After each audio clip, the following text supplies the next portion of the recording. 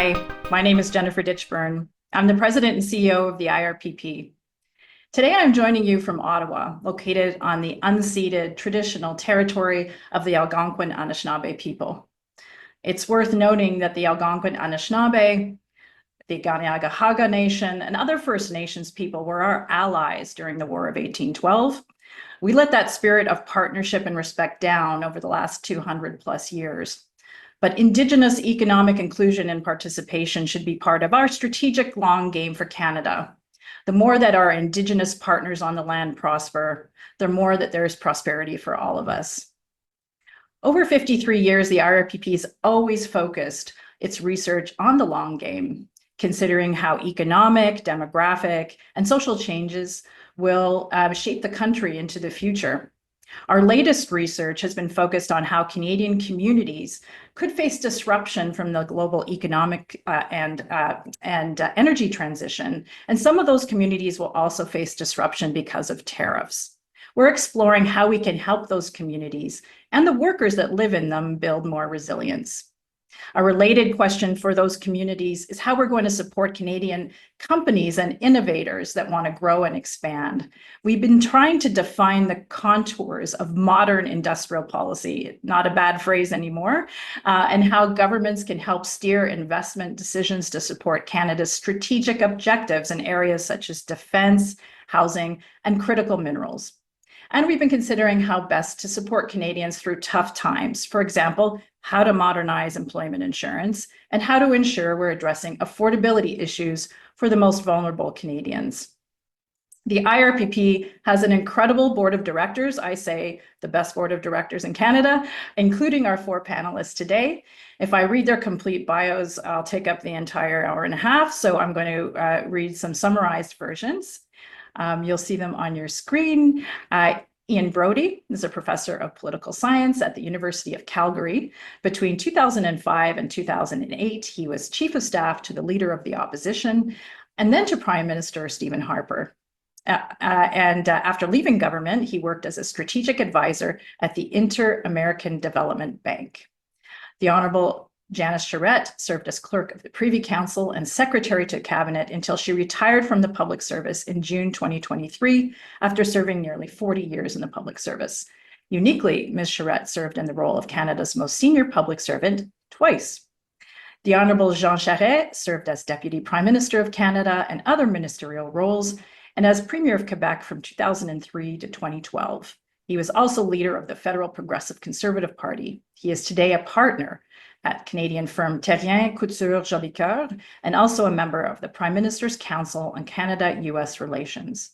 And Chris Sands is director of the Wilson Center's Canada Institute, the largest policy research program on Canada outside the country and the leading source of scholarship on U.S.-Canadian relations in Washington, D.C. Chris previously directed applied policy research programs at the Center for Strategic and International Studies and the Hudson Institute. We'll say welcome to everybody. Hi. Hello. Hello. And it's a odd thing when you go into a webinar and you're sort of side checking if news is happening while you're in the event, but such is life right now. So I wanted to open with a general question for all of you on how you would characterize the moment that Canada is in right now and the choices that we're facing. And Jean, I am going to start with you.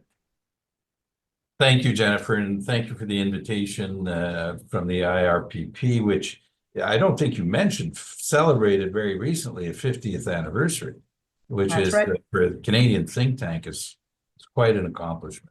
And I'm delighted to share the platform with Ian, who I've had the opportunity of knowing for a number of years, and Janice Charette also, who's had a stellar career, and Chris Sands, so at the Wilson Institute. You know, I'm going to use a word I don't like to describe it, and I don't like it because I think it's overused. There are words that become fashionable, and then we use them for everything. And when I heard it for the first time, I think it was President Biden talking about climate change, saying it's an existential problem, a stolen word from French philosophers but it is an existential. I mean, it applies. It's about our very, very existence. And let me turn that around. I mean, for Mr. Trump, sometimes the problem with certain people that he doesn't like is seems to be the simple fact they do exist. It just doesn't like that they exist. And it sounds oversimplifying, but it reflects certainly the sentiment we have. So for Canada, let me add this. For Canada, this is a very defining moment. And the agenda that Mr. Trump presents is, I always return to the fact that he has a growth agenda that is going to have a huge impact on the country, very, very big impact, which includes reducing taxes, personal, prolonging that, corporate. He is going to deregulate, he's going to reduce the size of government. And that is going to have, for us as Canadians and for our governments, is going to place us in front of real choices. And the other part of it is the tariffs, which is the shiny object out there right now and a distraction and contrary to his growth agenda. I mean, it puts him in a dilemma, really. No matter how much he denies it, I mean, he is not going to be able to suspend the laws of physics forever. Tariffs are going to increase costs, inflation, interest rates. It's going to be extremely disruptive for certain sectors of their economy, farming. We were talking earlier before we get on about potash and the cost that it's going to add to farming, the automotive industry, energy, strategic minerals. And that sort of counters the argument that our economy is much more smaller and that we're bigger and so it won't affect us. That's sort of a very theoretical argument, Jennifer. The fact of the matter is, in very specific sectors of the American economy, this tariff story is going to be extremely painful for them, painful for us. And so now we're in the logic of a circling firing squad, and which is the logic of counter tariffs. We're going to hurt ourselves by putting on tariffs, but there are, from we learned from experience, not a lot of options. So I'm going to stop there by saying that, by concluding this is an opportunity and a moment for Canada to wake up to the world, maybe thank Mr. Trump in 20 years from now for having forced us to face that reality, redefine our economy, and how we're strategically where that economy is going, to also learn to rework how our federal system works, because we're learning from this experience that frankly, we had neglected that, Fed-Prov relations, and 3, what place we want to be in the world, what posture, what position, what is Canada's narrative in the world. Thank you. And that sounds like a great summary of what our conversation will cover in the next hour and a half. Thank you, Jean. A defining moment. Janice, how would you characterize what we're living through right now? Thank you, Jennifer. Thanks for inviting me to be here. I'm a new addition to the IRPP board, and it's what a great initiation to be on this panel with all of you today. I'm going to kind of riff off of Jean Charette, which is something I've done quite a few times in my life. I'm going to start with the term polycrisis, because I think, unfortunately, in the Canada-U.S. context, I think the term existential crisis is right. I mean, we've all been around the public policy space a long time. Who had annexation on their policy bingo card? Like, who thought that was going to be something we were going to be talking about? Not me. But it's not like, so Canada-U.S. is at a crossroads. Like this is the biggest issue that we have faced with someone who has been our partner, neighbor, friend, on whom our security, our economy, our way of life has been integrated in a way that has been so successful for both of our countries. And now that is at question and at risk.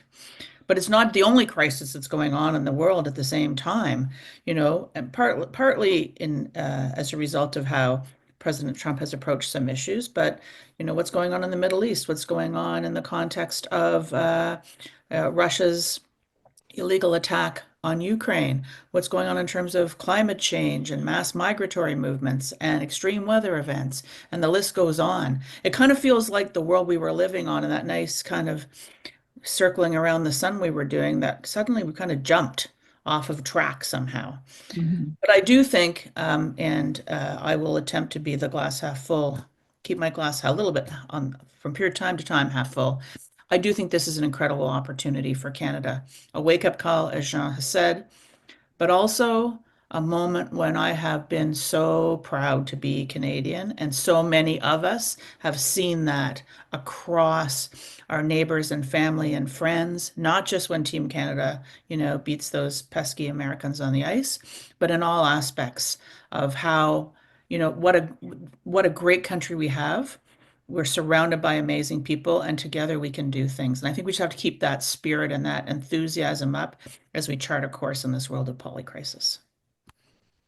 Nicely said. Thank you, Ian. Well, Jennifer, that's two sets of insights that are hard to follow, and I appreciate both Jean and Janice over many years. Their insights have taught me a great deal about the world of politics and of the continental relationship. I think that for all of us who dealt across the border on an official basis, or on behalf of business, or on behalf of other sectors of the economy, until November, we all went back to the same basic observation that the Canada-U.S. relationship was a deep one and a broad one, that we had millions of encounters across the border every day. They were deep in the sense that they were important both to the Canadians that were involved and to the Americans that were involved, and that they survived independent of the ups and downs of the political side of the relationship, that they were, in a sense, it was an enduring relationship over the course of 100 years and was sort of going to be hard to destroy no matter what, that there was a sort of a natural evolution to it that you could depend upon. And ambassadors that we've sent both ways, the Americans have sent us and we've sent to the U.S., have repeated this over and over again at the beginning of almost every meeting I've ever been in across the border, was that it was a deep and broad relationship. And so I think at this point, things have changed. I don't think we know quite what the scale of that change is yet. The deep, broad relationship is still there. It's early days of the change of the Trump administration, and we don't know how survivable or how robust the Trump policy changes are going to be. I do think that we had a period starting from, let's say, the Iran hostage crisis and the Iran hostage rescue in 1980 through through Reagan, Moroney, Bush, Clinton, the second Bush administration, probably through to about 2008 or 2010, where on both sides of the border, the assumption was we had to keep the border open, we had to keep relations going. There were challenges, particularly after the terror attacks on September 11th, but that there was a common commitment to making the relationship work in both directions. I think on the Canadian side, we might have emphasized the economic side of that because we were not always comfortable with the political or strategic side of it. My impression is that for the Americans, it was a political strategic relationship first, and the economic relationship was important. But the real piece was, can we count on the Canadians to help us when we need it internationally? And the big blowups on the U.S. side were when we said no on Iraq or on missile defense or on a few other pieces along the way. I think that period came to an end once it became clear the Americans were not always enthusiastic about the cross-border energy relationship, and were worried about the threat that the energy relationship would have for the climate. I'm not suggesting that's what's going on today. There's obviously been a deepening of the skepticism about that. But I think over the course of the next 26 years, if you want to go from 1980 to about 2008, that's maybe 30 years of relationship. The next 30 years is going to be investing more in the relationship and expecting less in the return. We've had a very high return relationship with the United States. I don't like the terminology of Mr. Lutnick or Mr. Trump that we've cheated. I don't think that's true. But I think it has been clear that we've expected a very high return with not much in the way of investment. And I think the balance of that, we're going to have to invest more and expect less out of that relationship for the next 20-ish years. Thank you. So Chris, you're the non-Canadian on the panel, but I'm still interested in your perspective because you work so often and deeply with Canadians on a daily basis. Where do you see Canada? How would you characterize the moment that we're living through as a country from your perspective? Well, thank you for that, Jennifer. And it is great to follow such a group. My co-panelists, Janice Charette and Janice Charette, and then Ian Brodie, because I think they laid out a lot. So I'm going to react a little bit to that. I feel these days like the child of divorcing parents. And I look for that little glimmer of even possible hope on one side or the other, trying to expand that into, hey, we don't have to have this fight. And then I alternate between blaming one side, blaming the other. And when I go home, it's like, what about me? Why won't you get together for me? Anyway, so I'm a mess. And I think that's maybe what I'll try to speak to, which is the situation here. Canada is having a conversation which I feel is often a Canadian conversation with themselves. You see the Mattermore report, the Public Policy Forum put out. There have been other dialogues, notably absent any American engagement, which I don't think by choice, but often by the nature of these things. And then you look at Washington, and there are a lot of people who don't want to talk. Let me start with the public service. The public service has been under constant days of thunder bombardment here with involuntary firings, probationary employees thrown to the curb, Elon Musk's Doge coming after NGOs that receive grants from government to try to keep them off balance. And it's been undertaken in a spirit of, I think, both move fast and break things, but also don't worry about people's feelings. And I think most of us who live in Washington are connected in one way or another to government as an enterprise.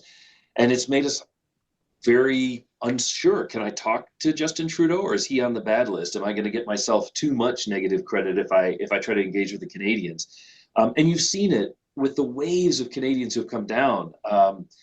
Had the Prime Minister not resigned when he did, maybe there wouldn't have been that sense of leadership backing. But we've seen premiers come down, business groups come down, civil servants come down, ordinary members of parliament come down. We've got a group from the U.S. Canada Interparliamentary Group that's coming to Wilson later today. And I don't know how we got so lucky as the United States to have a partner that when we treat you badly and we threaten you, you reach out all the more. But we are getting a lot of outreach. I think what they're finding, though, is a lot of Americans aren't sure what to say, or whether they should say anything, or whether we should just say something off the record.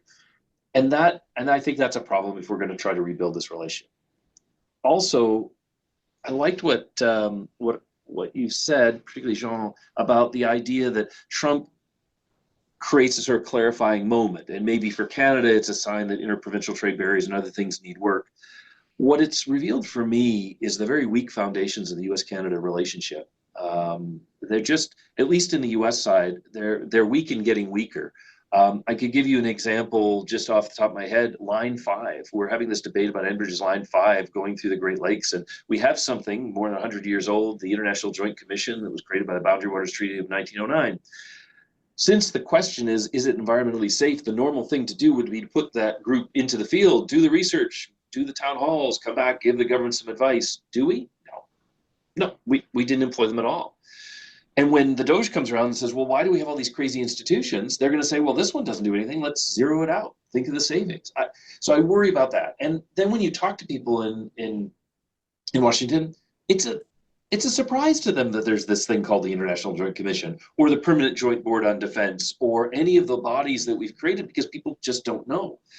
Now, there is a group of people who do know, and there's civil servants who've worked very hard back and forth between Canada and the U.S. And what I worry about is some of them are in domestic agencies, like transportation, environment. Others are in the traditional diplomatic sides of the relationship, the defense and trade, et cetera. But they are all looking at early retirement, especially if they've got any experience. A lot of them are baby boomers, and who needs this nonsense? But we are terrible in the U.S. federal government about transferring knowledge from one person to the next. So we're going to go through this kind of collective amnesia about anything to do with Canada. And even as bad as it's been, we do have people who know it today, and they're going to be enjoying their retirement shortly, which is a problem. And then you get to the Congress. We had a lot of people pointed to Congress. Could the Congress check some of what's going on in the White House? Are there friends in Congress who'll step up?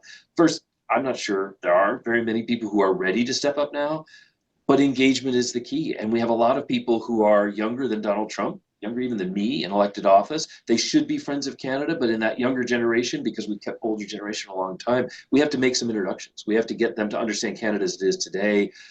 I love some of my Canadian friends who come down and talk about World War II. We fought together. Might as well say that we fought together in, I don't know, Civil War. It's so distant in people's memory. So we have to kind of rekindle that relationship in the new generation. And I also feel that the U.S. as we look for places to engage, we need to do a better job of engaging the states and the provinces. The Pierre Trudeau answer to this question, which is sort of stuck in Americans' minds, is it's the kids' table, the relationship. Don't bring them in. But I've seen governors who've come to Washington and made very strong statements about supply chain, the damage tariffs are going to do to their local economy. Now, that's partly because of Canada's good effort of leveraging data and helping these people to realize just how tied we are to Canada. But that is a huge force for supporting the Canada-U.S. relationship that I think we need to bring in from the cold and recognize as legitimate. And Canada's already there, because the number of premiers who've come down and tried to engage and make arguments that not only go to the president, but go to the American people through the media, it's been remarkable. And I think it's on balance been to the benefit of both countries. So we're in turmoil. I'm stressed, but we have to start working on the building blocks to rebuild the relationship, because we'll need to. And Chris, I note that as long as I've known you, you have beat the drum for more relationships across more organizations and cultural, political.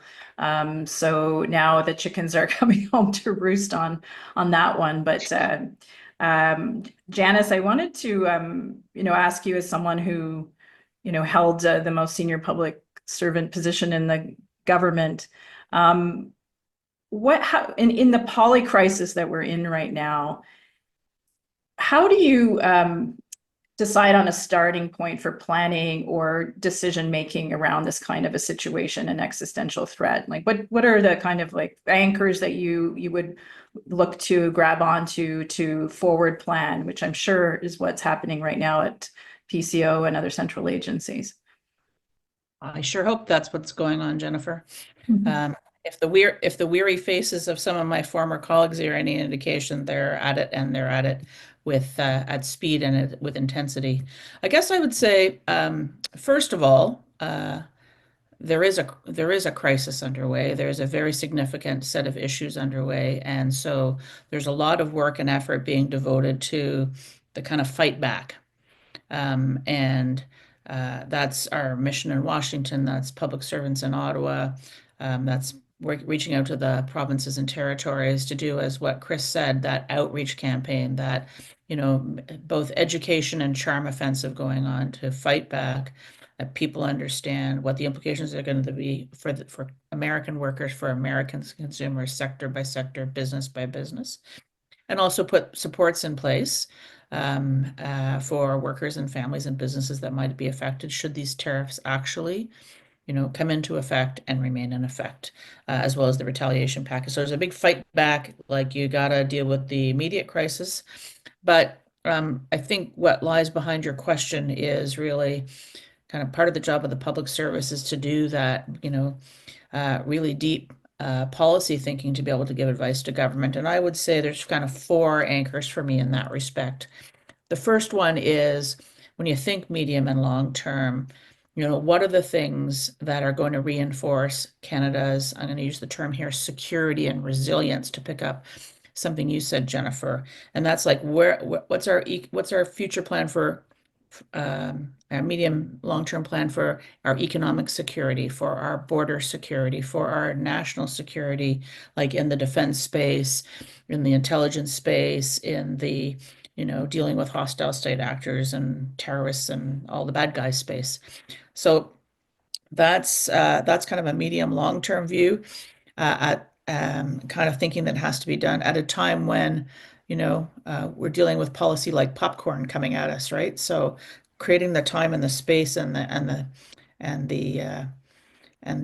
drive to actually do that medium-term thinking is really, really important. And the temptation is to kind of run to the fire, but we got to be doing that thinking for that medium long term. Secondly, we need a pretty clear-eyed review of what our strengths are here, who our friends are here, and how we can deploy them. And we have strengths and we have friends. Just think about the great assets in this country, the natural resource endowments that we have, the energy, critical minerals, potash, farming, fishing, water. Like, we have great assets, and we have great people, and we have great friendships, but don't take them for granted, because everybody's a little bit nervous of putting their head above the parapet right now. what does alliances look like in this new world and how we deploy our assets. So medium, long-term thinking on on security and resilience. Secondly, that kind of ruthless assessment of our strengths and our alliances. Third, how do we build a pan-Canadian team, the Team Canada, which brings in our business sector, the organized labor, governments at all levels, federal, provincial, territory, municipal, Indigenous governments together with people, with Canadians who have a hunger to be part of this, and actually be involved in and join in that pan-Canadian Team Canada effort. And somebody's got to kind of think about what does that look like and how do you organize it and how do you keep it going? And the last thing I would say, we do have to think about the long-term Canada-U.S. relationship. This is a moment. It's been built on a certain paradigm. Is that paradigm out the window? What does the new paradigm look like? And I'm really interested in I think it was Christopher that said, invest more and expect less. Well, that's a pretty good tagline. Let's think about that. What does that look like? Mm-hmm. So on the Team Canada idea, and I think we saw that movie for a while during the pandemic. There was less partisanship for at least the first half of it. So I'm curious, Jean, Ian, or anybody on this, what is the capacity for our political leaders to think long term when it's necessary? Because the tendency is to think very short term in any country's politics at this point. You're looking at the next election and not necessarily thinking about very expensive infrastructure that has to be put into place, ideas that might be unpopular with certain segments of the population. Do you think we have it in us, I guess, maybe Ian and Jean, to come together for an extended period of time and put in the policies that are required? Jean, you've been at the table. You go on this one. Thank you. Well, the short answer is yes, actually, we do. And, you mentioned COVID, and my experience has been that when the country comes together and we're faced, and by the way, I've never seen the country so mobilized, let's start there, than we are now, which is impressive. And the last time actually I saw this was during the referendum in '95, and we were very divided in Quebec, but now everyone's on the same page, and that presents a real opportunity. Canadians understand, they get it. They understand also that there are economic consequences, and there are consequences to their standard of living. Jobs are threatened, and I think they're ready to look at all the options of how we have to deal with this. When the federal government brings the provinces together and brings them under a single tent and says, we have to focus and we have to deal with this, the provinces look for leadership. And, leaders lead. And one of the lessons we should draw from this episode is that we really neglected federal-provincial relations over the last 20 years, because in the post-Meach period, there's this idea that settled in Ottawa that you don't do as less Fed-Prov meetings as possible. All the provinces want is more money, and they're going to, just complain. Well, that doesn't work for us. Canada is one of the most decentralized federations in the world. The only other federation more decentralized than us is Belgium, and no one knows how Belgium works. So, if you want to be effective on the international scene, we have to be lockstep. Chrétien did it on his Team Canada thing. Mulroney did it, and so we have to relearn how to do that and do it more effectively. A few comments about what we're dealing with. I want to return to. One of the things to keep in mind about the United States is that they're not only a neighbor and an economic power, they are a superpower. Superpowers behave a certain way. They're in another category of behavior. And if you want any evidence of that, just watch the way China is emerging and as a superpower. And every Canadian prime minister is faced with two great challenges that they must master: the unity of the country and managing that relationship with the United States, which is a superpower. And superpowers are inward looking, they have impulses, and Canadians, for having been in government, we accept that. It doesn't bug Canadian governments that the Americans don't pay attention to us. Frankly, we'd prefer being off the radar screen as long as we're not collateral damage. We get it, and we're not, it doesn't bother us, frankly. But I liked Ian's comment about, we've had a low investment, high return. A good example of that is space exploration. I remember, I thought immediately of that, Ian, because we have put so little money into it. But the benefits we have received from the American administration on space exploration has been extraordinary. That's an example of how the relationship has been. Another thing that we need to keep in mind is that Trump is not American. I say that respectfully. He's president, he's elected, he's legitimate, but he's not all. And that's going to be a challenge for our leaders as we move ahead, to keep that in mind, to not say or do things that offend a broad spectrum of Americans who frankly are not supportive of what he's doing. And that's going to be a challenge, because our own inclination will be to just charge ahead. The other comment I wanted to make about our situation now, Jennifer, is that we're living through a period of political instability in Canada. Yes. We're literally going to have a new leader of the Liberal Party next Sunday, and he'll be a new prime minister, and then there'll be a federal election campaign, probably rapidly, and that's unhelpful for us. And the public service have done a great job. The embassy in Canada, in Washington, has been, and our ambassador, Kirsten Hillman's been, I think, stellar. But Canada, until we sort that out, we're not in a great place right now to have a firm and coordinated position. Final remark, whatever happens, we need to double down on our presence in the United States. We need to talk to everyone we can talk to, even if they're not responsive, even if we think they're not listening. Believe me, in my own political career, I've given a lot of good speeches in empty rooms. But at the end of the day, it counts. And that is also something we have to keep in mind, whether it's governors, senators, business people, mayors, or we have to double down, because at one point, all of that is going to pay off and be significant. Jennifer, can I take a slight contrast to Jean? I mean, I don't disagree with what he said, but let me take that from a slightly different direction. One of the challenges is that we're in, not just in the United States, but in Canada, across the Western world, in a populist moment for lots of different reasons coming out of COVID, some reflections and unhappiness about accountability for different decisions that were made during that period.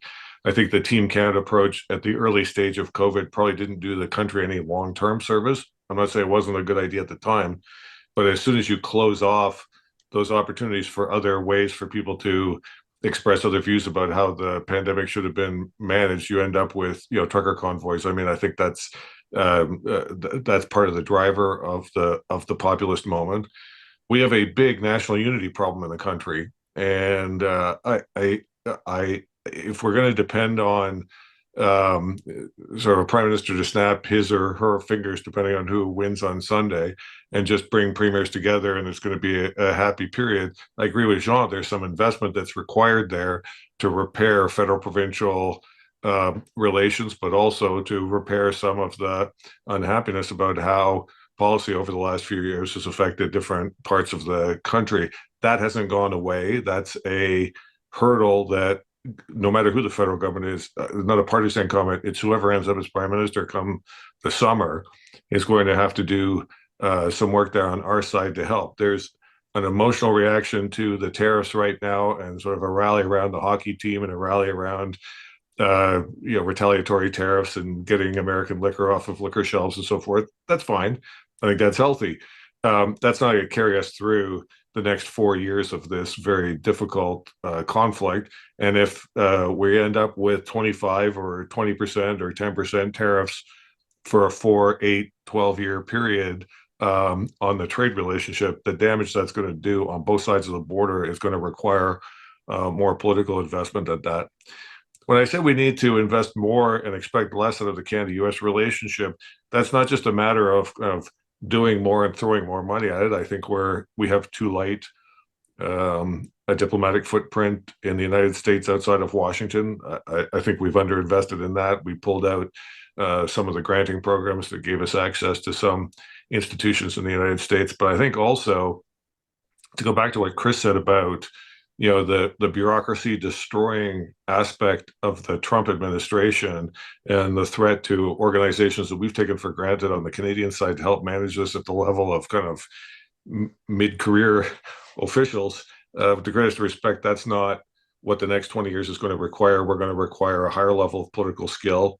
I don't think we can afford to send, with the greatest respect to the diplomatic corps, diplomats as consuls general anymore. We're going to have to send political people because those political relationships have to be reestablished.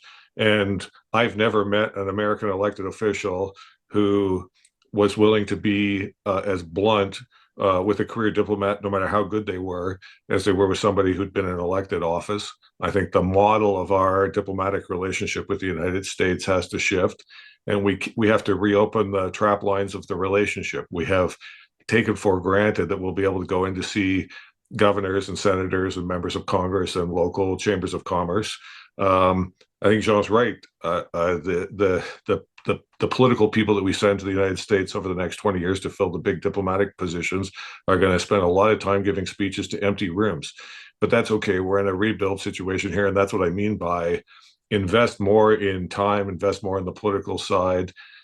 One of the catchphrases of American or of Canadian academic analysis of this is that Canada as a country grew up allied. We grew up as part of the British Empire, and we were kind of strategy takers from London. And then when the London connection disappeared or dissipated a bit, we became strategy takers from Washington. That aspect of Canadian kind of grand strategy, if you want, or the lack of grand strategy, that period is now, we're paying a price for not having developed those sorts of skills and those sorts of sinews inside not just Canadian government, but Canadian society more broadly. And that's a task for the next 20 years as well. Thank you. That's lots to chew on. Chris, I'm sure you want to comment on what you just heard, but I'll ask you to add on to that. Whoever is the next Canadian Prime Minister, what would you suggest that they focus on right out of the gate?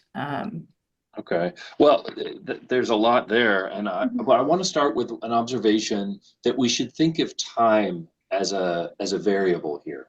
The reason I say that is there are things we have in the very short term to do, and then there's some things that we should do in the medium term, and then I think we need to think long term as well. So first, in the short term, part of Donald Trump's art of the deal is to create this kind of ever narrowing cone in which everything reduces to the thing he wants out of you. And you'll eventually say yes, because the pressure is so great, you just want him to stop. And it's a tactic he uses all the time. And it's what the bureaucracy is feeling here now.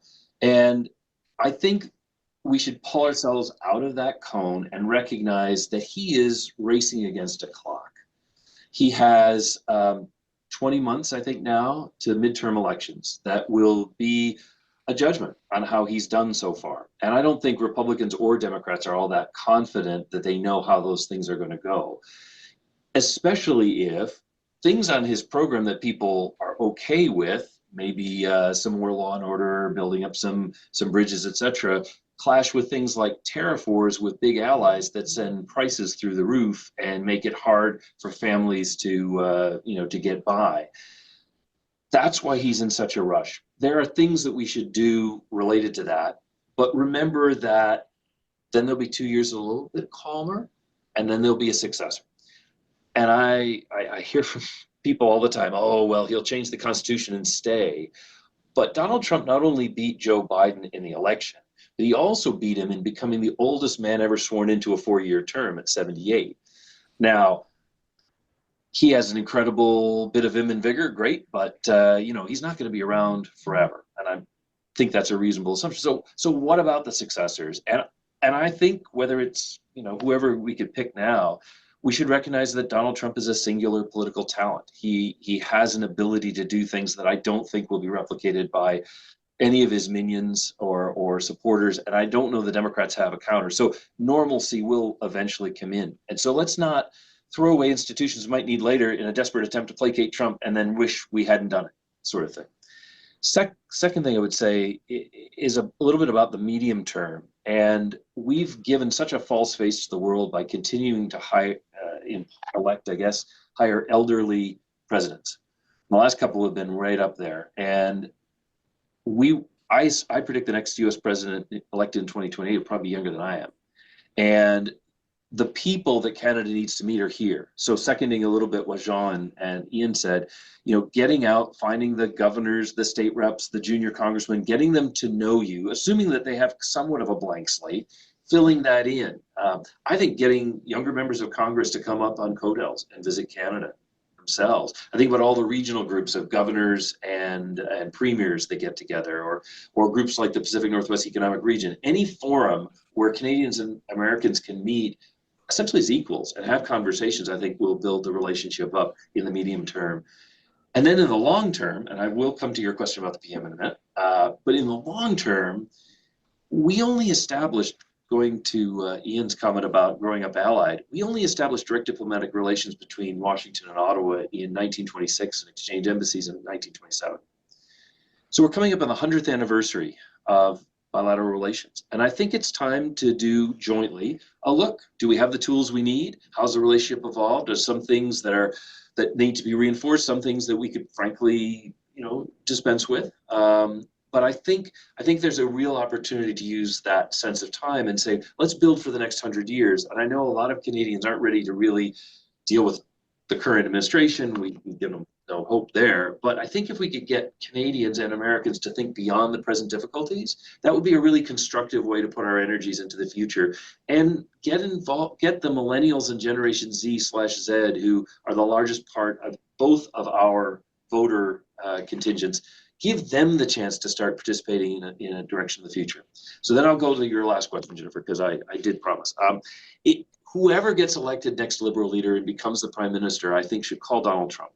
Because we have seen with, whether it's the transition from Rishi Sunak to Keir Starmer, as a good example, change makes an opportunity, and Trump will say, oh, I hated the last guy. I'd like to hear from this guy. Oh, he said very nice things to me. Oh, well, I think we have a great relationship. So there's an opportunity. And if I were the new Liberal leader, I would say, Mr. President, I want to do everything for you. I really want to make this relationship great. And I agree, there's so many things we could do together, but I need a mandate to do that. And in order for me to get a mandate to work with you, it would be very helpful for you to pause these tariffs and let us have an election. And then if I'm elected and I have a mandate, then we can work together. But if you hit us now in the middle of the election while we're having a leadership transition, it's only going to embitter Canadians, and they're going to go for somebody who's going to fight you. They're going to go for somebody who's going to push back. And so I'm willing to work with you. Let's see where it goes. I think that's the only way to do it. You don't have to concede much. Just ask a favor and be super polite. And I think there'll be a chance possibly to get us into where I hope we go, which is a normal renegotiation of the USMCA, something where we have lots of sticks and carrots that we can trade off, and we start getting out of Donald Trump's inbox and into the hands of Jameson Greer, our new U.S. Trade Representative, bringing in Ambassador Pete Hoekstra once he's confirmed, like get more people around the table. I think that will redound to Canada's benefit. Thank you. John, you wanted to get in, and then I have something for Janice that I wanted to ask. And Chris, I think that's very good advice, and I suspect some people listening in today will pass that on. I mean, I like the idea of saying, well, lots of notes being taken. yeah, suspend the tariffs and let us have. I like that advice. I think it's wise. But listening to you, I had one comment to express a frustration right now. A number of us who are watching this happen see us reacting day after day to events and would dearly like to move the conversation to something else and say, well, can we have a discussion about energy and continental strategies? But the challenge for us, we're sort of stumped right now because we can't seem to be able to do that. We just can't. Who do we talk to? How do we make that happen? And this is a comment to you, but also to others and people listening right now, that I think the challenge is there. How do we move the conversation to something else than that? And can it happen in the short term? I don't know. I just I don't see. And we don't have, when you ask folks in the White House or people observers, who is it in the White House we can talk to? There's no one. I mean, there's no one that we seem to be able to talk to right now.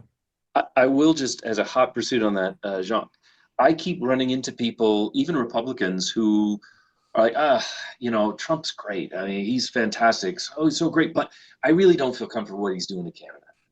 Now, it's because everybody associates him with Canada. But I think there are a lot of people who don't want to confront Trump, but would be willing to engage now on some of those conversations. And I think we should take advantage of that. And I want to say that I see that there are questions being posted, and I will come to some questions shortly. But allow me to wonk out a little bit and ask some questions about our Canadian system.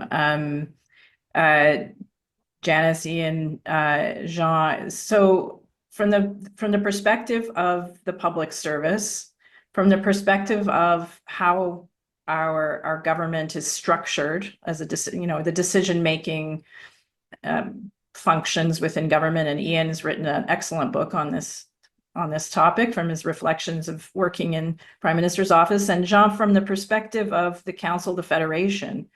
So if you just think about the infrastructure that we have as a country to deal with this existential threat, defining moment, polycrisis, Janice, I'll start with you. Are we equipped? And if we're not, how should we change it? Well, I'll talk about the part that I know the best, which is the federal public service. And I think you've heard a number of comments already about our diplomatic presence in the United States, our ambassador there, Kirsten Hillman, who I think is doing a fantastic job in challenging circumstances, the network of consuls general. Is this the moment, as has been suggested, to take a pause and think about whether we've got that all right? Sure, yes. And are we going to need more? Probably. But like I think we have a good diplomatic network, and it's connected in. It doesn't operate out in the Netherlands without a connection back to central office there. I think in terms of, unfortunately in the current moment, we have to get through a big door, and the big door is right now the tariff door. And if we're able to get through the tariff door, then I think actually we can have extremely productive and extremely constructive conversations around a whole host of areas where we have shared interests, energy and critical minerals. We actually, I think, have amongst the best trade negotiators in the world. And in fact, they've been described to me as ninja trade negotiators for Canada. We have managed to negotiate, trade agreements, 15 different trade agreements around the world. We have an excellent infrastructure of legal trade agreements. We know we could do more to actually support Canadian exporters to diversify markets so that we're not as dependent on the United States. That goes back to the medium term. But our trade negotiators, and that's not just in the trade world, like it's connected into people who really understand how the ag sector works, how the auto sector works, working with those, for example, and really working with those industries.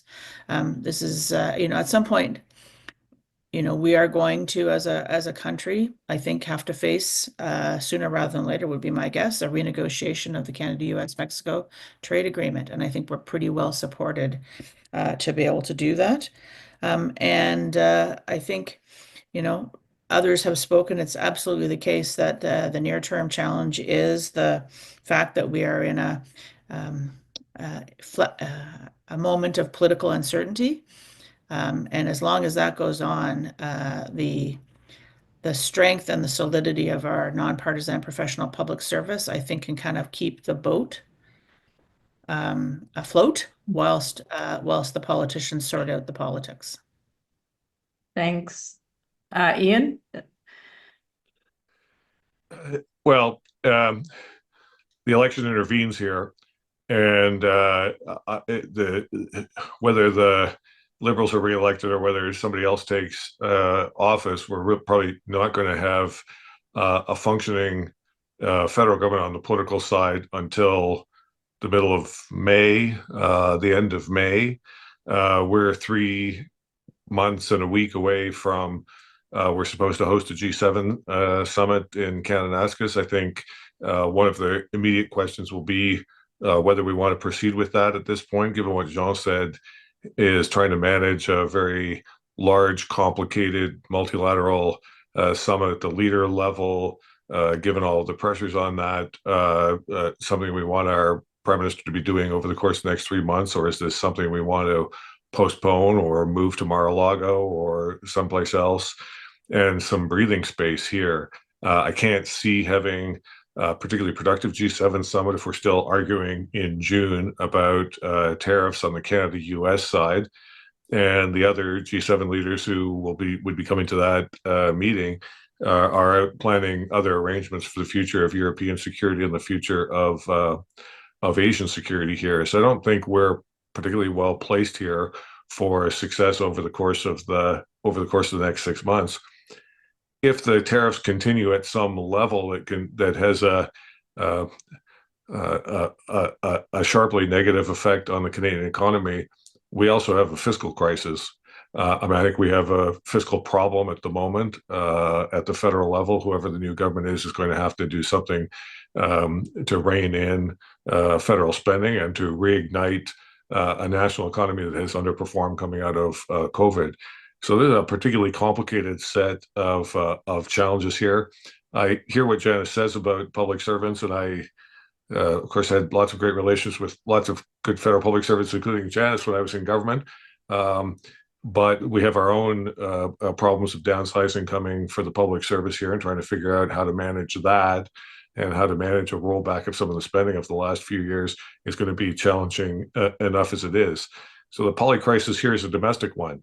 It's a domestic one of retending the engines of economic growth here, retending some sense of priority in federal spending, and that means turning away from some areas that are not priorities of federal spending, and doing that while tending to the national unity crisis that I think are national unity problems that have emerged over the course of the past few years, both in the West and I would say in Quebec, and to do that at a time of increased populism, not decreased populism, increased skepticism of government, not decreased skepticism of government, and increased skepticism of our traditional sources of news media, not increased trust in traditional sources of news media. This is a very particularly challenging period for the next 4 years of whoever wins that election, if they get 4 years. Mm-hmm. Jean, I wanted to ask you about, and you've talked about it previously, but about the, what the provinces could be doing. We have the Council of Federation, which obviously you were instrumental in being part of the creation of that. So we've seen a focus, a rapid focus by many premiers on tearing down interprovincial trade barriers. Quebec, maybe not so much. What are the, you think, the levers that, or the, as I said, the kind of infrastructure for the provinces to move more rapidly on tearing down some of those trade barriers? Do you have some suggestions for how to move that forward? Jennifer, everything in life is timing. Mm-hmm. The timing to look at this issue is couldn't be better. It also, it's worth taking a moment to remember that when Canada was initially created in 1867, the idea behind the creation of Confederation was to create a single market. I mean, this is not a new issue for Canada, the relationship, the reciprocity treaty with the United States, and after the Civil War that was canceled. I mean, we're going over, in some respects, some old ground with our in relation to with the United States. So we created this country of ours to have a common market, and over the years, the internal trade barriers are just were installed. Whether we think of liquor, or you think of the recognition of credentials, and in fact, I negotiated an agreement with France, between Quebec and France. There is more mobility between France and Quebec than there is between Quebec and Ontario. And so my short-term advice is this, and frankly, I've said this to the powers to be. I think the provinces and the Fed have to deliver on this in the short term. And they don't have to deliver on the whole package, because there's a lot there, whether it's regulations for trucks, whether it's the recognition of qualifications, whether it's environmental assessments, or procurement for utilities like Hydro-Quebec or Hydro-Manitoba or BC, which, by the way, I've been there. I mean, when they give their contracts, the regions want their share of the pie. In the very short term, though, they have to deliver. And I say short term within the next week. They've been talking about this. They've been meeting. I expect them to deliver on something like freeing up or opening up credentials. So a nurse in Ontario is a nurse in Quebec and vice versa, or a plumber or a pipe fitter. And if they don't, I think there's a danger that they're going to lose the Canadian public, who have been hearing about this for the last little while. And now, given the tariffs that have come out this week, now's the time to deliver and then push that forward.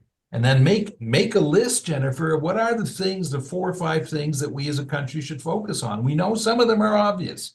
Infrastructure for energy is one of them, both domestic, but also to be able to bring oil and gas to the shores that will allow us to.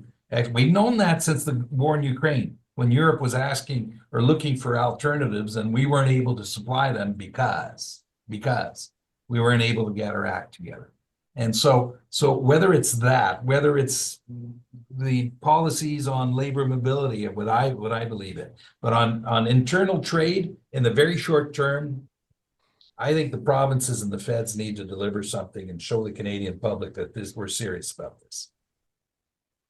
Thank you. Now, I am going to ask some of the questions that have turned up, which are also some of the questions that I had, so it works out.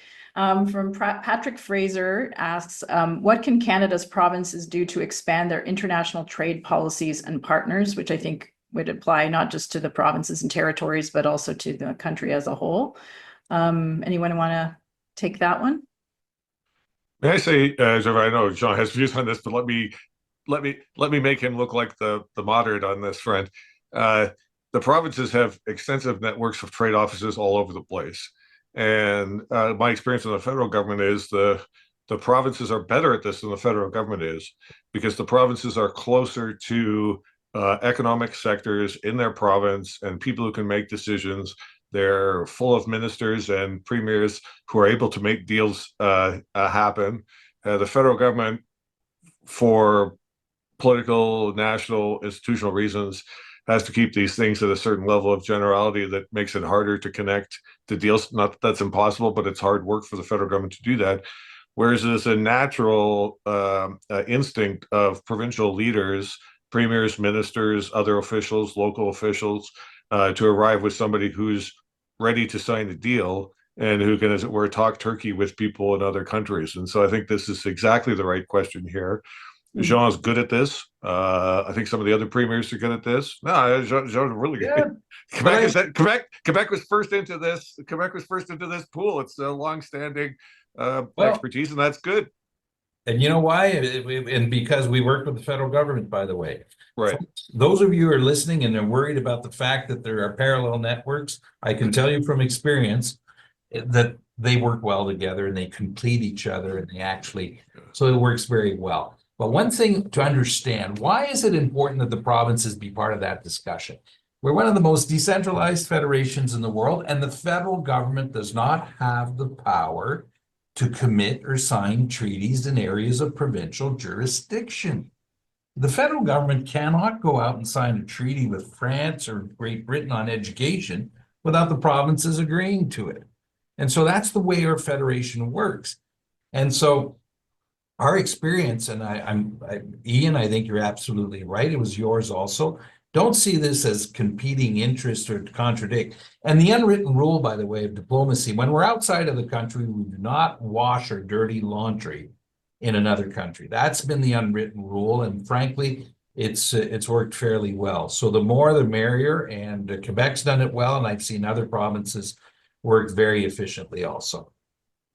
Janice, federally, we have the Trade Commissioner's Office and other, what would you say to that question about new export markets? And so this is a hot pursuit on Ian and Jean on that. So we do have a great set of resources at the federal level and the provincial territorial level, and they do work well together in markets abroad. I don't think necessarily our Canadian business community, our exporters, are as familiar with them as we could be. So a hidden treasure here that really can help and really do a great job.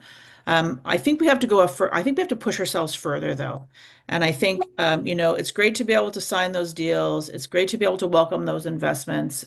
We have to get out of our own way in terms of actually getting from project idea to actual final investment decision and project execution. You know, great, we have a great idea. Somebody's going to come and build a factory or a plant that's going to do X, Y, or Z.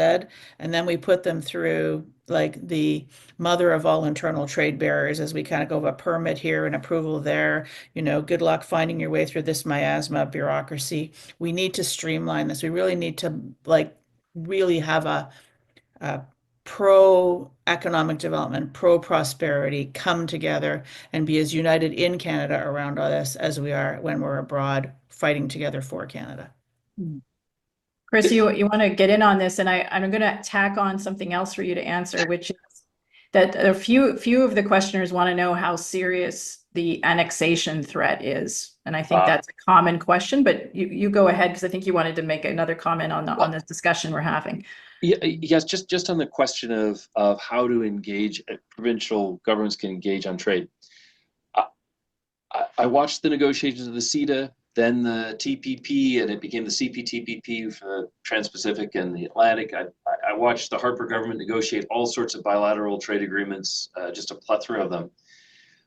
And yet, a lot of Canadian business people are comfortable selling in the US because they feel like, okay, I know how that works, etc. I think there's a real opportunity then to think in almost the opposite direction of the way the question is set. Like, how can Canada be an access point for companies in Europe or Latin America or Asia to enter the US market? A lot of goods are complicated. We think about supply chains. Canada makes great intermediate goods and has some good raw materials. Are there ways that Canada could be a sort of, you know, entree for small, medium-sized businesses that want to understand the North American rules, that are trying to navigate relationships with American companies? I think Canada's often in the middle, and there's room for Canada to lean into one of its great strengths, which is working in the US market and being a bridge at a time when I think a lot of countries without as close a relationship with the US are afraid of getting tariffed overnight or what new thing is going to happen. So kind of coming in with the Canadians might build their confidence and grow trade for everyone, which is a positive thought. On the 51st state, man, this is a tough one. When it started, I think the president was intending, if I'm allowed to say this in Canadian space, I think he was intending to mock Justin Trudeau at a time when he was mostly getting governors and senators stopping by at Mar-a-Lago. There comes Justin Trudeau and he wants to talk about, you know, border security or something. And I think he just was mocking about being, oh, another one of my governors, governor of the great state of Canada. And he just kept going. And long after it was funny, to the point where it was actually insulting a lot of Canadians, and it seemed less like a mockery of Trudeau and more like a mockery of the country, which, you know, fits with Trump's MO. He is an America firster. He does inspire other countries to feel more nationalistic because he draws a bold line between us and them. And if you're on the them side, well, it's well, okay, this is us and you're not them. And anyway, I think it's gotten out of hand. And I don't want to offer false reassurance, but if you look at Panama, there was a sensible comment about Panama, which is we're worried about the Chinese involvement. And then there was a negotiated deal, Goldman Sachs coming in and figuring out how to get Li Ka-shing to give up his port operations contracts and bring in somebody that Trump would find more accessible in America. And now Panama can breathe easy. Greenland's going to have a really hard time defending its territory with a very small population, particularly as it gains independence from Denmark. We have a solution. Within NATO, we've been shoring up our Baltic partners, including Canada and Latvia, to give them a little bit of reassurance. Why not an Operation Reassurance for Greenland that brings in the Danes, but also the Canadians and others, and uses the US infrastructure at Thule to kind of secure that? And even, because we don't want to make the mistake we made with Ukraine, I think we should sign an agreement that says Greenland, when it becomes independent, will be a member of NATO. It's not going to be super controversial, but let's get that in place early. Now it comes to Canada. I don't know, this sounds cheesy, but maybe the next prime minister can put up like a big sign at the border that says, welcome, under new management. Because I think that Trump's impression is that Canada hasn't managed very well its national security, hasn't done this and that the way it should. We've talked about that a bit here. but I think in a lot of ways, the need to annex Canada, feeling that, oh yeah, some Canadians might even like to be in the US, because then you get free defense and it will go away, I think, when Trump feels that Canada's under new management, they're getting it.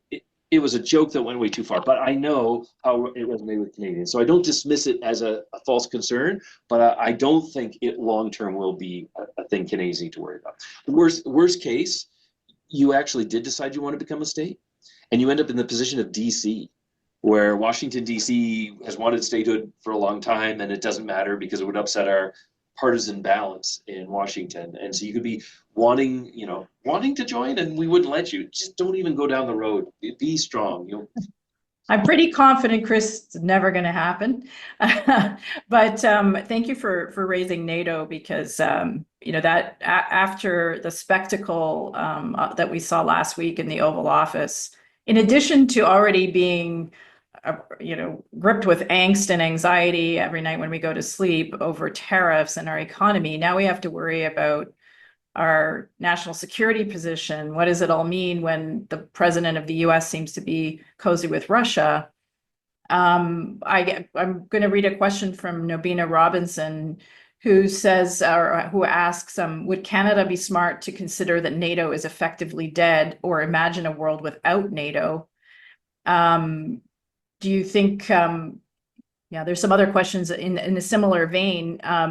I think in general, I'd like to hear all of you talk about how do we manage a situation where we're trying to appease the US or come to an agreement on the economic side on tariffs, while out of the corner of our eye seeing that they might not be aligning with us on our national security interests. Ian, go ahead. Sure, let me start on that. I don't think we can assume the end of NATO. Look, several years ago, Turkey made some, arms deal arrangements with Russia that we didn't like. Nobody else in the alliance liked. There's challenges dealing with the current government of Turkey, which has been around for 20 years now. But the alliance is not based on an alliance of governments of the day. The alliance was intended between nation states based on a commonality of interest that extended beyond one government or one political leader. Canada survived in NATO after Mr. Trudeau's father pulled many of our troops out of Europe. I think that's I would put that in Chris's list of if Trump's got 2 years to make things happen, what can he make happen with NATO in the course of the next 2 years? NATO has more support in the U.S. Political class than we've seen over the course of the past 6 weeks, but I don't think that's going to change. What will the American stance vis-a-vis NATO mean? It's clear, I think, that the Americans are upset about the burden sharing within the alliance. This is breaking news circa 1960, 1965, 1970, 1975, 2000, 2005. Every 5 years we go through one of these exercises where the Americans are upset that they're paying too much for the alliance and that the rest of the allies are taking advantage of them. And to a certain extent, that's true. So I think, look, what's NATO going to look like? What are the challenges going to be? What's the balance between European leadership and North American leadership in NATO? That's got to get sorted out over the course of the next couple of years. But the idea that somehow the Western alliance is going to fracture over this, I think, if anything, the possibility of American dealings directly with Russia reinvigorates that alliance rather than hurts it.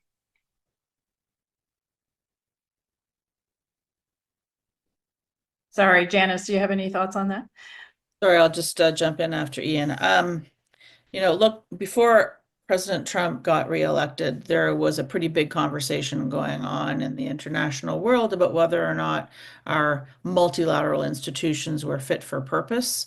We had a bunch of them created in the post-World War II Bretton Woods era, and economic and political power in the world has evolved a long way since then. So yeah, there's been a lot of conversations, and the World Bank and the IMF and the WHO and the WTO, UN, I think there's a lot of sense that they're pretty creaky and they're not sufficiently inclusive, and there's a lot of work to do on that front.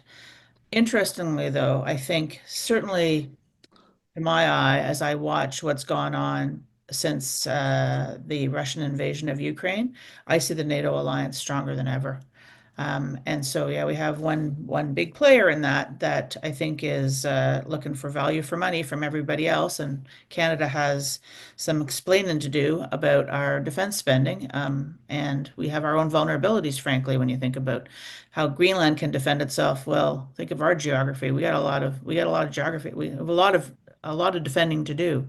But will it evolve? Yes. Is it going to go away? I don't think so. Sorry, Chris, you wanted to add Yeah, something? yeah, I was just going to jump in on this. So I think if you were in the Oval Office now, Donald Trump would think that his approach to NATO is working. Because after all the sweet talk that presidents going back to Eisenhower have had about burden sharing, you're seeing countries like Germany and France and Britain stepping up in a way that they haven't in the past, which is good. Secondly, though, Donald Trump and Joe Biden, and now Donald Trump again, have shifted the U.S. strategic posture for very good reasons towards deterrence. It's the old Cold War strategy: arm ourselves to the teeth so that no one takes us on. And then once you go in the deterrence route, what it means for the U.S. is we have to choose our battles very carefully, because the stakes are high if we do have to have a confrontation with, say, a China. And in that environment, I think there's a real opportunity for a country like Canada, as during the Cold War, to do engagement below the level of superpower, tete-a-tete. A lot of our European NATO allies could use strategic partnerships on LNG to get off Russian natural gas. I think about poor Japan, which is buying from the Russians. There are ways in which Canada can be a security partner on technology. Fascinating article I've been reading about a woman in Ukraine who is a defense tech innovator doing clever things with drones and sending them straight to the battlefield. And her last comment in the article, she was quoted as saying, I'm one missile away from losing it all, because there are no blueprints. When this apartment building goes, it all goes down. Canada could become, if I were running EDC and BDC, I'd finance a second production line in Ontario or in Manitoba, hire Ukrainian refugees and help them build things that could be sold across the NATO alliance and benefit the innovation, but also benefit a partner that doesn't have quite the space.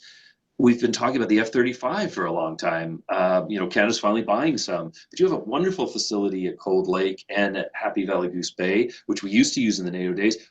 Canada could step up and say, hey, you know what? We're going to do pilot training, because we're a long way from anywhere. We got a lot of open airspace. It's a great way for, say, the South Koreans or other purchasers of the plane to get some practice a little bit away from, dense areas. Israel could use a place like that to do training. So thinking about how Canada can add value, it's not just about the dollars spent, it's also about how you engage. And there's, I think, a lot of room for that, which leads me to the final comment I would make, which is the dollar spent. I think this NATO debate is also opening up an overdue opportunity to have a conversation about continental defense between the US and Canada, because there are things Canada does that don't fit in the NATO formula but matter a lot to the US and to Donald Trump. And one of those is border security. Another has to do with what you're doing in space, sort of counter satellite warfare, monitoring, etc. And I think we should have a bilateral dialogue that credits Canada with those kinds of contributions it's making to North American defense, that respects that, acknowledges it from the US side, because I think you're doing a lot. I agree with Janice. There's a lot you still have to do, but as long as we're talking about you as a laggard, I think the Washington debate just becomes very negative for Canada. And why do something just for Trump if all he does is talk about us as being weak? But if we could redefine this outside the NATO context, not ignoring it, let's say, Canada-U.S., we rely on each other, we make unique contributions, I think that would be well received and would maybe change the debate. It's gotten very stale lately, I think. Don, do you want to add? Well, first of all, Donald Trump isn't always wrong. And on NATO, he's right. And by the way, previous administrations were also making the same point. The Clinton administration, and ever since the end of the Cold War, Canada has not been pulling its weight.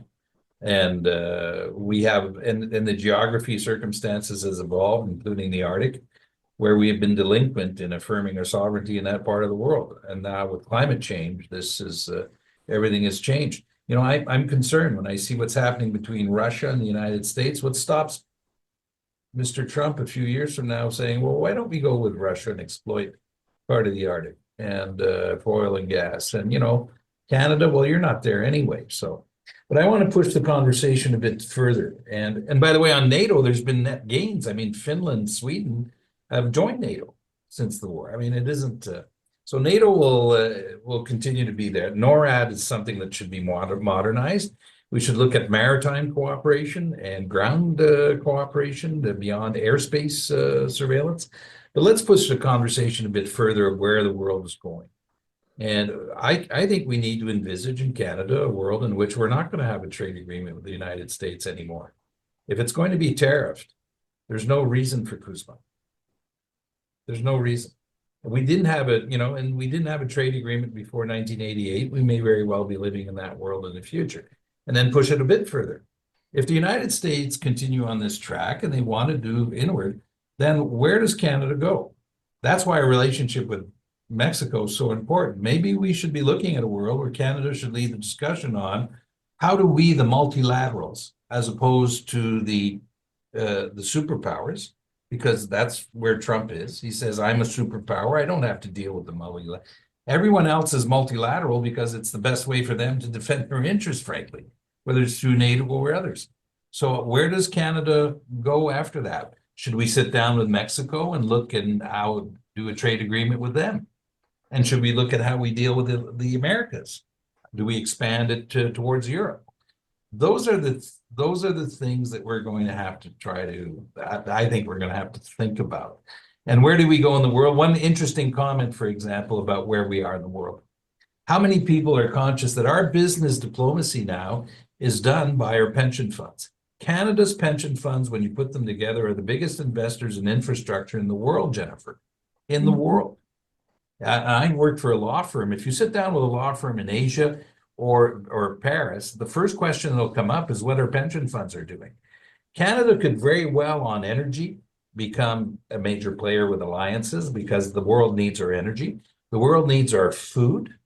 And we could become a major player in developing infrastructure in developing countries and in public-private partnerships throughout the world. Those are the kind of things that we should start thinking about in regards to how we reposition the country.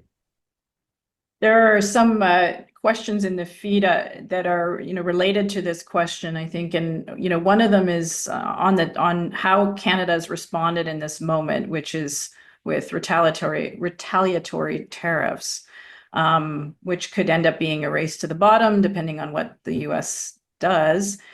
Were there other levers that we should have pulled on instead of tariffs? And you've touched on pension funds, which have enormous power, but are there other things in the sort of shorter to medium term that Canada could be doing that are not going to essentially hurt Canadians by applying tariffs to the U.S. goods? But just a thought, you could do worse than taking more pages out of Doug Ford's playbook. And I say that I've just been I've been so impressed at the way in which he has been able to pull a Trump in terms of communicating with the large numbers of Americans. His Canada is not for sale hat. Yeah, it's simple, but it gets a message across, and I think it's been very positive. And although he has come down frequently, he's also ramped up Ontario sort of tourism, advertising. You see it in the Metro. He's got ads running on YouTube and a lot of the social media platforms.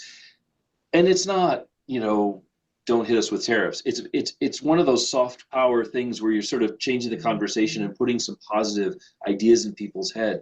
He's got a good instinct for how to communicate with Americans and get outside just the inside the Beltway crowd and talk to other people.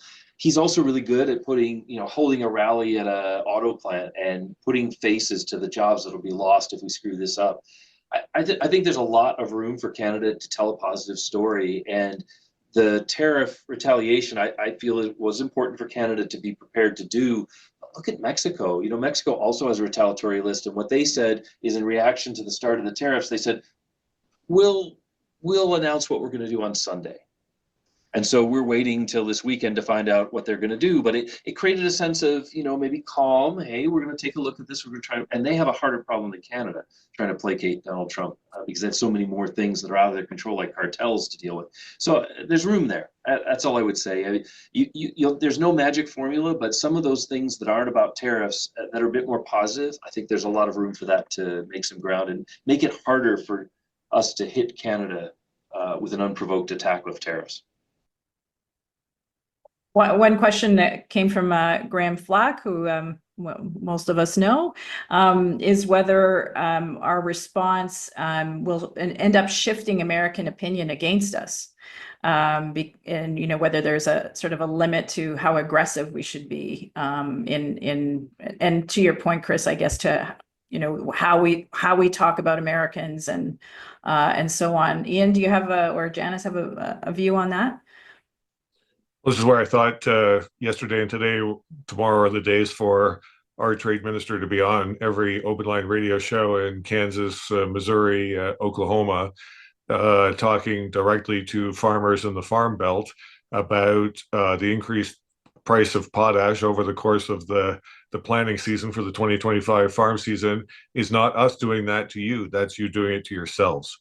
I think we have to get ahead of this. I mean, I think Graham's basically put his finger on a potential problem here that it's incumbent on us to get ahead of, is to be, for the industry minister or whoever we have to go across Ohio, Indiana, Michigan, saying, as auto plants shut down because they can't get parts or semi-products from Canada, and people are going to be on layoff for the next couple of weeks or couple of months as this works its way through the system. That's not Canada doing this to you. That's you doing it to yourself. Get a hold of your elected official. I don't think that's a time for a big axe grinding just yet. I agree with Chris's assessment that the somewhat a Fordian approach here of a slightly lighter touch is important, but I think it's now time to tie this to individual sectors to get ahead of the idea that somehow it's Canada that's doing this to us. You guys have done this to yourselves, and if your farm finances are threatened by potash prices, or if your job's threatened because there isn't a dependable supply of dashboards or seat assemblies from someplace in Southern Ontario, that's not us doing it to you, that's you doing it to yourselves. I would not underestimate how the people, Donald Trump and the people around him, are going to use what we're going to see in terms of price impacts, job impacts, as a way of kind of doubling down on, Canada's not our friend, they're taking advantage of us, and now they're taking advantage of you, American worker, American consumer. I think this is a very big vulnerability that we got to get ahead of really fast. Was there an alternative to retaliatory tariffs? I'm sure there was lots and lots and lots of conversations about that. Jean, I suspect you were involved in some of those as a member of the Council on Canada-U.S. Relations, the Advisory Council to the Prime Minister. But I would say that it is a rare and beautiful thing to see the federal and provincial governments coming together so united on a response. And that has immense value, not to be underestimated. We've got a short amount of time left, and I did want to close with a question about the future, and the title of this was thinking about the long game. So Jean, I'll start with you. You opened that the whole idea of what we could be planning for and tools that we could be using in the future. But if you had to focus on a couple of things that Canada could be putting in place for the next 10, 20, 30 years, what would that be? Well, I would focus Jennifer, on our strengths. I mentioned a moment ago, we have in regards to energy, strategic minerals. Those strategic minerals, let's not exaggerate it. Between the moment we discover a resource and open a mine, there's 15 years. So it's not as though we can, but there are areas, take nickel, copper, gallium, titanium, which are pretty key right now to both the industry and the defense industry in the United States. So there's tools there. Plus agri-food. I mean, Canada is a real powerhouse in terms of our ability to feed the world. And then we have to talk with our allies, those who are outside of the superpower club, to see where it is that we need to cooperate and work together. And I would dearly like to see us. I think as a country, this presents an extraordinary opportunity. I'm optimistic about the future. I think we are going to rise to the moment. We are going to rise to this moment and demonstrate why we as Canadians have been one of the best, most successful countries. One area I'd like to see us focus on is labor mobility. We should develop policies to recruit people, talent from all over the world, and integrate them correctly, because immigration has to rhyme with integration. And if we are one of the countries in the world that does that better than others, Jennifer, that's where the future lies. With demographics, labor shortages, and up until recently, we were in probably the lead position in the world, even with all the problems we have. And we dropped that ball very recently in the last few years on immigration. And I'm sorry we have, because we should pick it up again and focus on how do we get that right. We get that right, Jennifer, I'll tell you, we'll be in a heck of a good position. And we are going to continue to work with our American neighbor. You know, that won't change. They are our neighbors, they're friends, they're allies. Whether we have a trade deal or not, or tariffs or not, we'll continue to work with them. And let's not lose sight of the fact that they're extraordinary people. They're political leaders we may or may not get along with, but that's another story. But now is a moment of truth for our country. So let's rise to this moment and show the world that how great Canada is. Thank you. Chris, from an American's perspective, what would you suggest that Canada focus on for the long term in terms of big pieces we should be putting in place? This is maybe not long term. I think in long term we have to rethink how this relationship works for the next 100 years. But there are a couple of things I want to highlight that they're even closer. Ian talked about the G7 and Canada-U.S. and how to do it. I think that's an opportunity for Canada to do something important, which is to invite Mexico. We've been waiting in 2023, 2024, and now we're in 2025, and Canada is the next step to host a North American Leaders Summit. Invite the Mexican president up, take Donald Trump aside and say, hey, let's just start the USMCA review. Use the power of hosting to get that going. And remember that Canada hosts G7 this year, next year it'll be France, and then in 27, it'll be Donald Trump's term to host. So you can build an arc of collaboration around that could actually be a story that will make him feel good and maybe pick up an idea and carry it forward. Second, we're going to open the Gordie Howe Bridge this year. Yeah, and that's a great achievement, and it's the kind of thing a person like Donald Trump appreciates. It's building something, and it's huge, and it costs a lot of money, and Canada's paying for 3/4 of it. But that should be a moment to bring the leaders together and celebrate how well we work together. Let's make that a really positive sort of embodiment, a very visual embodiment of how we get along. And then two things that build on that. Next year, 2026, it's too late to back out now. Canada, the United States, and Mexico are hosting the World Cup of Soccer, the FIFA World Cup. Maybe this wouldn't have been the time we'd have wanted to do it if you asked us today, but we've got to do it. This is going to be a party that brings the world here. Let's leverage that to figure out ways to make the border easier to cross for citizens. Let's think about ways we could do visa fairs together in Europe and Asia, Latin America, so that fans can apply and to get a visa from each of the 3 countries all in one go. We can compare notes on hooligans, but also we can get people to really spend some tourist dollars in North America, which would be good for all of our economies. And 2028, the U.S. is going to host the LA Olympics, and I guarantee you Donald Trump will be a very bombastic and gracious host of that. Well, let's build towards that. Let's see what we can do to make that a really great celebration. There's just a lot of positive, and maybe that's my Pollyanna side. I feel like we should emphasize some of the positive because the negative is wearing us all down, and maybe have those kind of things, the vision that will get us excited about Canada-U.S. relations. It is wearing us down. It's true. Ian, and then Janice will have the last word. For the long term, I think the most important thing we could do right now is to think of the very short term. I actually agree with Jean here that Saturday would be a good day to have a new interprovincial trade arrangement that's radically more open than the one that we have today. I don't see a need to wait for 3 months or 6 months for negotiation. Let's move that quickly. Janice talked about the thicket of approvals processes and permitting and so forth. We just can't have that anymore. I think the most important thing we can do over the next 20 years is in the next 2 years is to build some stuff. Canada can't be our international brand anymore. We have to be able to build some of the stuff on a timely basis. And I hear what Jean has to say about critical mineral mines taking 15 years from conception to completion. I have to say, I was happy to hear Janice say from permit to investment decision to project execution in a very short time.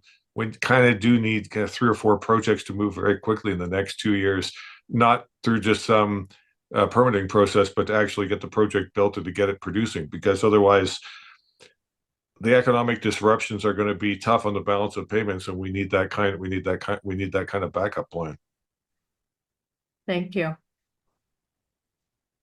I'm going to try and channel my optimistic Jean Charette perspective here. First thing I think we got to do is stay calm, right? There's a tendency in this world, particularly with the news cycle and the Twitterverse and so on. So I'm sure 16 things have happened in the course of this webinar that we're all going to, oh my God, we got to stay calm. We got to keep focused on kind of where Canada's interests are and where we're trying to, take our country.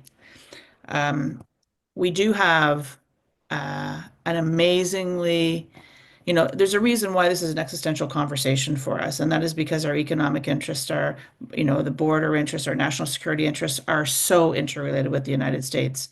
I think it was Christopher that said earlier, it's amazing, given that, how little architecture there is around this, right? The International Joint Commission, let's try name 3 or 4 more.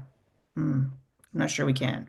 Like, we don't have a joint border. Like, how do we administer the border between us? So those are things that kind of become plumbing and wiring and make it harder for disruption to happen. So thinking about that architecture, I think, is a really important kind of medium long term. But in the meantime, everything we've done in this country for the last, 40, 50 years is north-south. And I think we got to think about diversifying ourselves. We're going to maintain north-south, but we also have to think about Canada to the world. How do we build the transportation infrastructure to integrate highways and rail and port to be able to get products out to those global markets? How do we think about energy across the country? How do we remove the friction in our own borders? Forget about north-south. I think that's a very different mind shift. There's a very different paradigm there than we've operated on. And we're going to have to walk and chew gum. We're going to have to think about making sure we're protecting the best of the U.S. while we actually diversify our own future here and think about how do we really support our connections to the world. We can do it. We're Canada.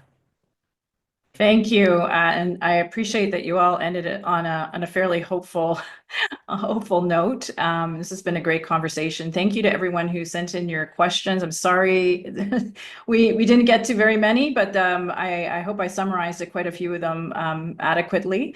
Thank you, Ian, Janice, Jean, and Chris for sharing your insights. I want to thank my IRPP colleagues who you don't see on the screen, but they're behind the scenes, Cléa Desjardins, Ricardo Montrose, and Blair Elliott. And we've got a lot of research relevant to these questions that you can go check out on our website, irpp.org. And we have a range of op-eds and commentary in our digital magazine, Policy Options. Have a great day, everyone, and see you at the next event. Thank you. Bye-bye. Thanks, Jennifer. See you later, guys. Bye. Good luck, everybody.